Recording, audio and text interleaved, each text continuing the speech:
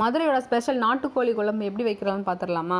1 kilo அளவுக்கு கறியை நல்லா மஞ்சள் போட்டு அலசி தனியாக பொடி பொடியாக வெட்டி எடுத்து வச்சுக்கணும். தேவையான அளவு மிளகு, ஜீரகம், வெள்ளைப்பூடி எல்லாத்தையுமே எடுத்து நல்லா எண்ணெயில் போட்டு வறுத்து ஒரு மிக்ஸி ஜாரில் கொட்டி வச்சுக்கணும். தேவையான அளவு வெங்காயம், தக்காளியை வதக்கி அதையும் அந்த மிக்ஸி ஜாரில் கொட்டி நல்லா பேஸ்ட்டாக அரைச்சி வச்சுக்கணும். ஒரு அரை மூடி தேங்காவை எடுத்து நல்லா அரைச்சி பேஸ்ட்டாக எடுத்து வச்சுக்கணும். தேவையான அளவு கொஞ்சம் தேங்காய் கட் பண்ணி எடுத்து வச்சுக்கணும். அரைச்சி வச்ச எல்லாத்தையுமே இந்த கறியோட போட்டு தேவையான அளவு மசால் பொடி, உசிலம்பட்டியோட ஸ்பெஷல் மசால் பொடியை உள்ளே போட்டு நல்லா பிசைஞ்சு ஒரு குழிக்கரண்டி அளவு நல்லெண்ணெய் ஊற்றி அந்த கலவையோட கலந்து விட்டுட்டு அதுக்கு தேவையான அளவு தண்ணி, உப்பு எல்லாம் சேர்த்து ஜம்முன்னு கொதிக்க வச்சு அதில் நல்லெண்ணெயை ஊற்றி குடிச்சிங்கன்னா சூப்பராக இருக்கும். எங்கள் வீட்டில் யாருக்காச்சும் சளி பிடிச்சாலே எங்கள் மாமனார் ஓடி போய் ஒரு கோழியை பிடிச்சிட்டு வந்துடுவார்.